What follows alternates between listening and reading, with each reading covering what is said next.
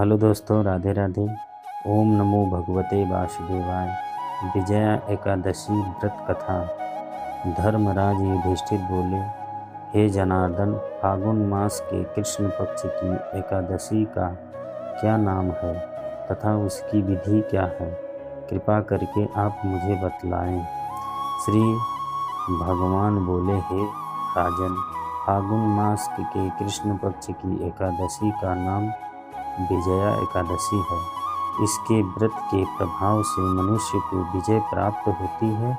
यह सब व्रत में उत्तम व्रत है। इस विजया एकादशी के महात्म्य के श्रवण व पाठ से समस्त पाप का नाश को प्राप्त हो जाता है। एक समय देवर्षि नारद जी ने जगत पिता ब्रह्मा जी से कहा, महाराज, आप मुझसे फागुन मास के कृष्ण पक्ष की एकादशी का विधान कहिए। ब्रह्मा जी कहने लगे कि हे नारद, विजया एकादशी का व्रत पुराने तथा नए पापों को नाश करने वाला है। इस विजया एकादशी की विधि मैंने आज तक किसी से भी नहीं कही। यह समस्त मनुष्यों को विजय प्राप्त कराती है।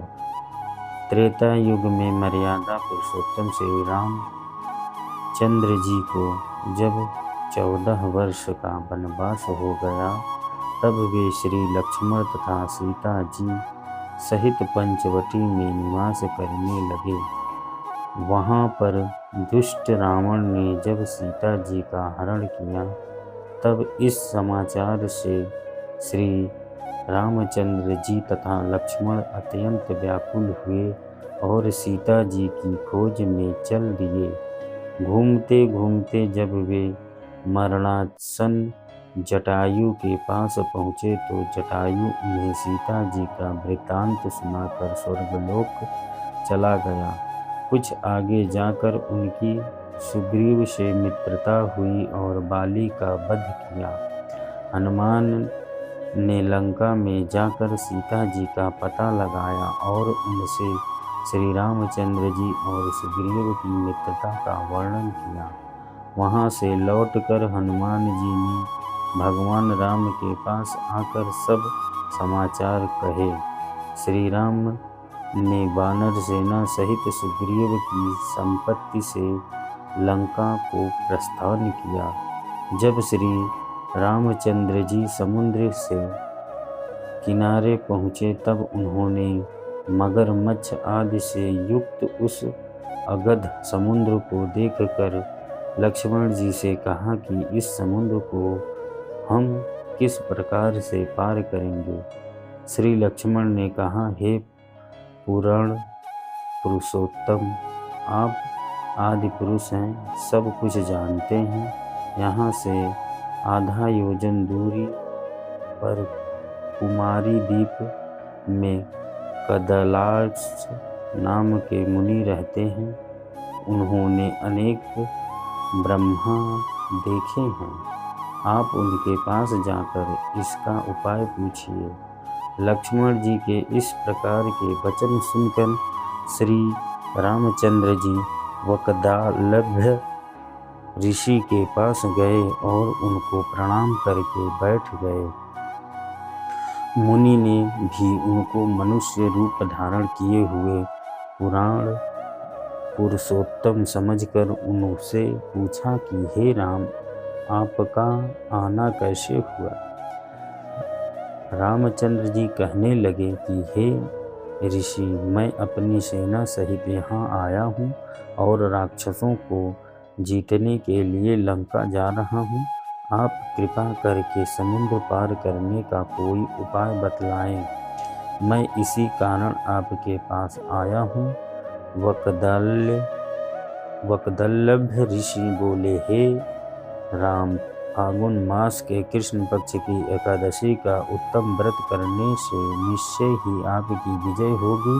साथ ही आप समुद्र भी अवश्य पार कर लेंगे।